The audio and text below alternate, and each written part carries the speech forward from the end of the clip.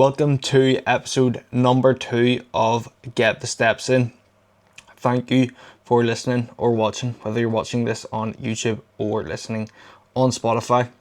This is a small educational episode, so I'm going to have episodes that cover one particular topic, like this episode, just so you can find out about one topic in full, listen to it while you're doing something else, and then I'll have other episodes where I'm interviewing guests or just answering Q&As or things along them lines that are a lot more unserious, or just having a chat. But the topic for this episode is how to bring up weak muscle groups. So the first thing we want to cover is that we know about how basic kind of hypertrophy works in the first place. So we want to be taking our sets to failure or 1 rep in reserve at a maximum, pushing proper intensity across our exercises and having proper execution across them exercises as well, progressing that every time we're in the gym or over a period of time.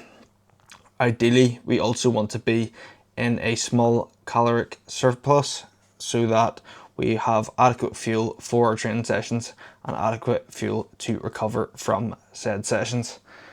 Now, getting into the actual topic, first things first is we want to identify, I keep looking at this to have a whiteboard here, just to keep me on track so that I'm not rambling too much, because I want these to be to the point. So the first thing we need to do is identify if we even have weak points in the first place.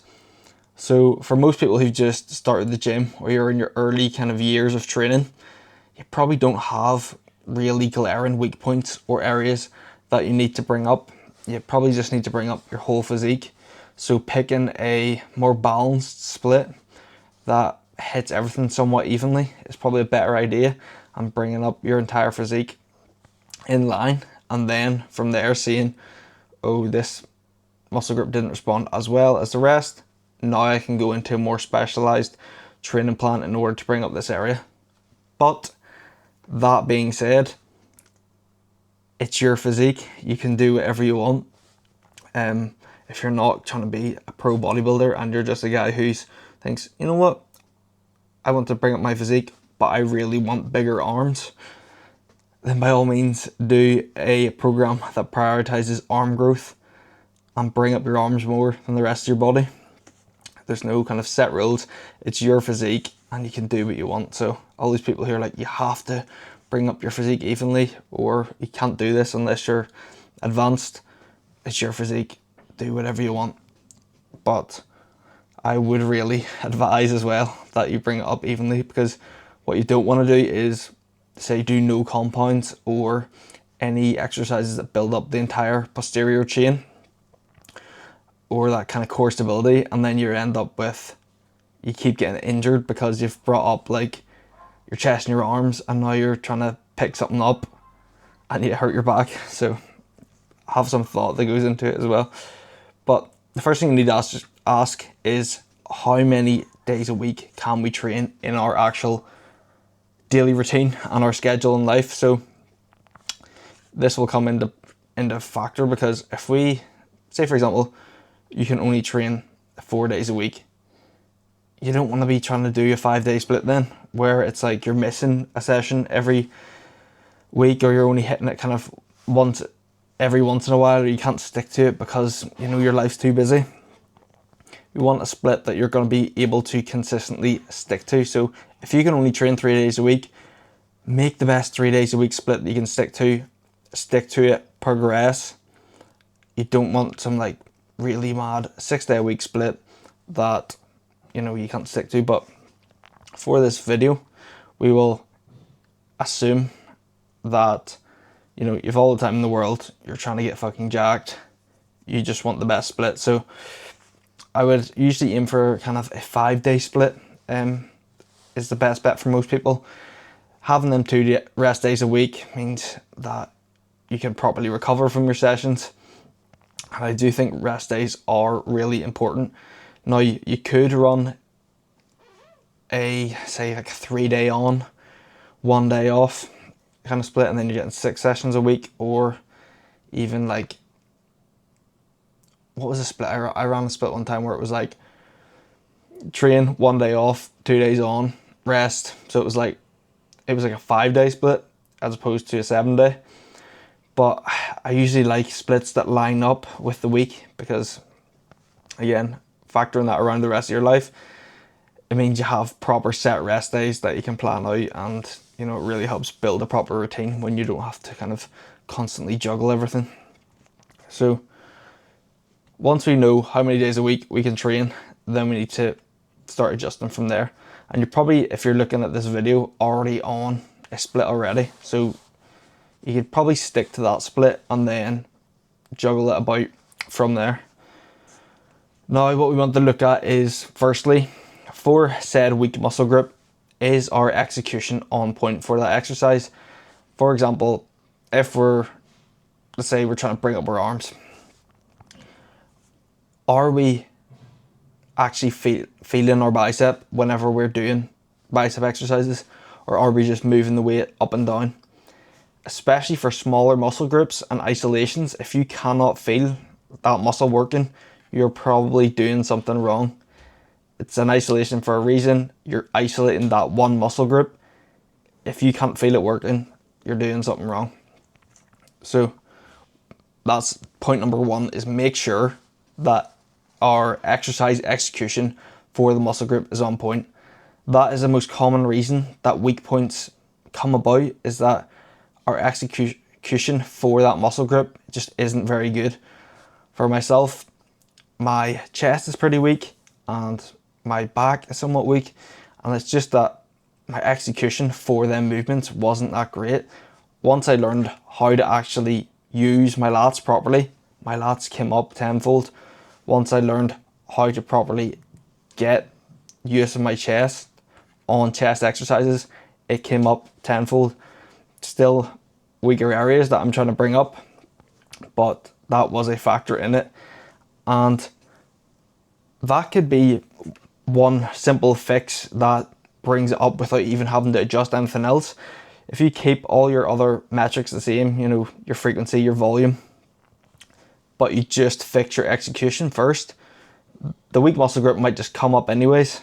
But what are other things that we can do? So once our execution, and we've got that nailed for the weak muscle group, then we can start to look at other things such as our frequency and volume. So what we want to do is look at our weak muscle group and think, how much frequency or volume can we get away with that we're able to recover from? So for example, the current split that I'm on, I'm trying to bring up my back and my arms predominantly, and my strong point is my legs or my quads.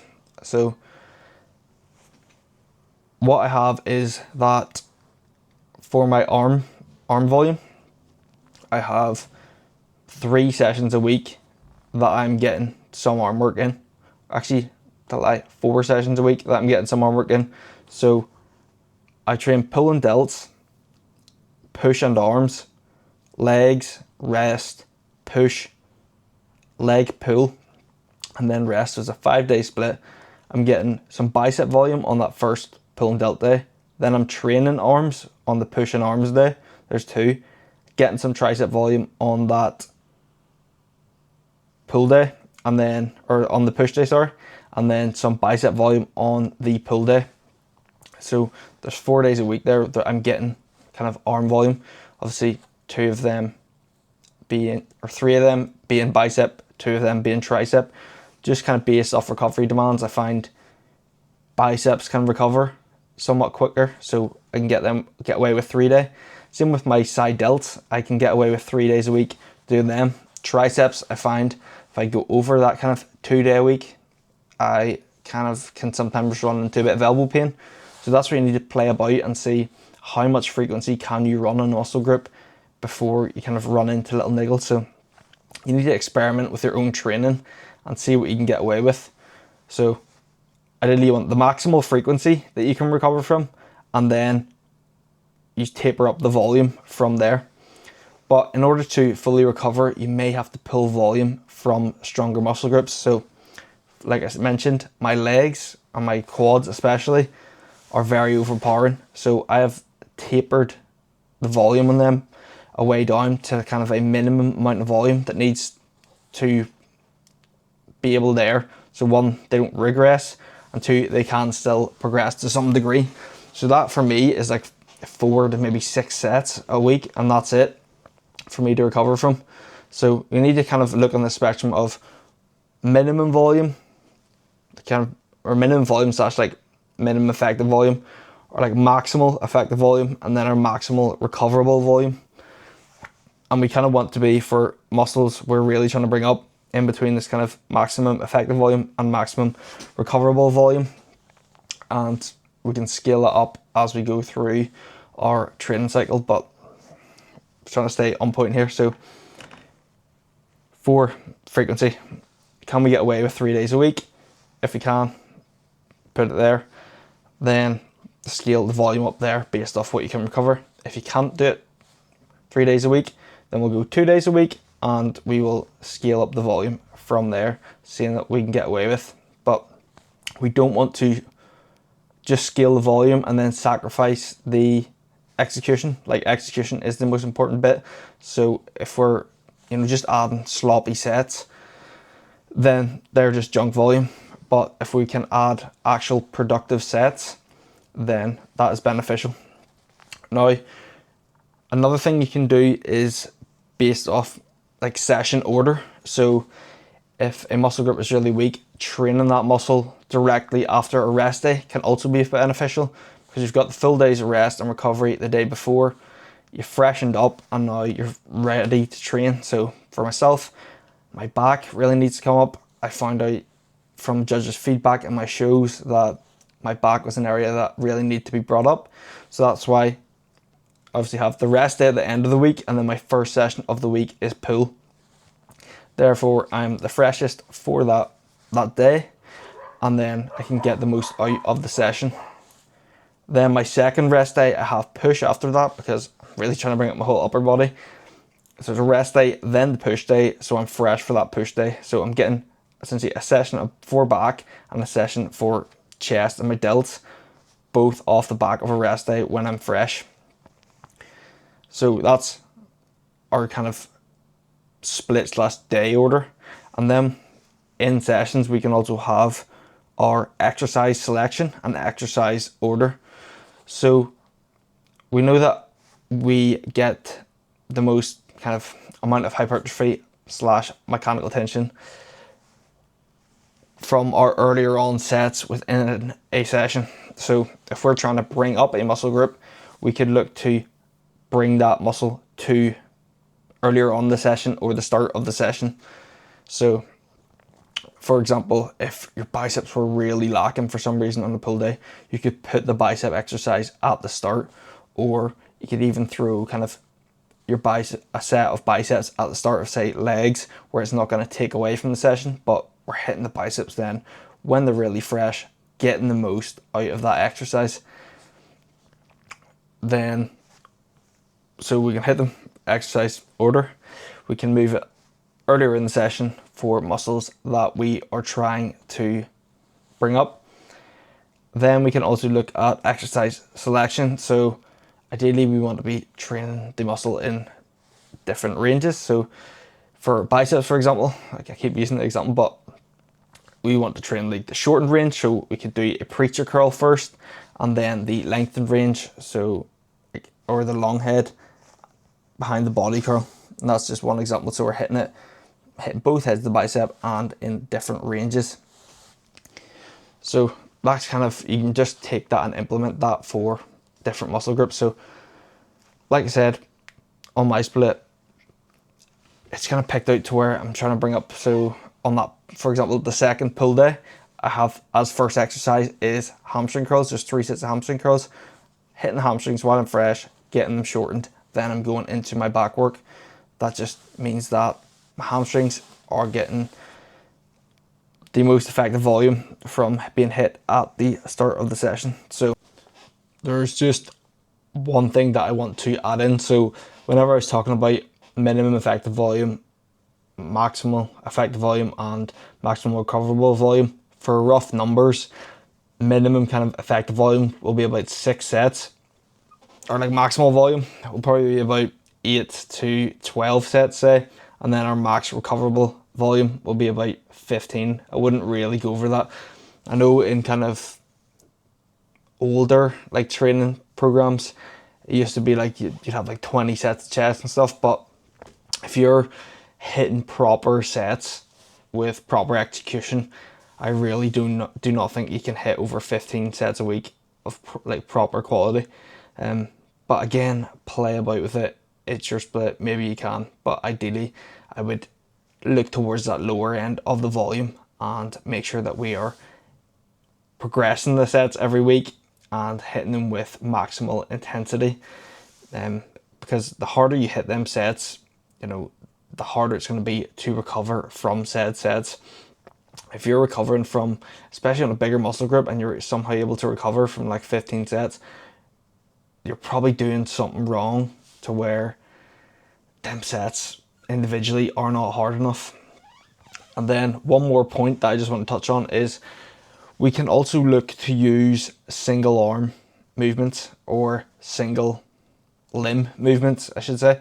So for example, if we're trying to bring up the biceps, we could do a single arm preacher curl, or we're trying to bring up the lats, we can do single arm pull downs. The legs, you can even do single leg press or single leg extensions. What this will do is, it means neurologically we're just focused on one limb at a time. We'll be able to actually angle our body better to get a better path for that muscle, because we're not just being rigid in getting both muscles to work. So we'll actually be able to align ourselves a lot better, kind of get more out of the isolation.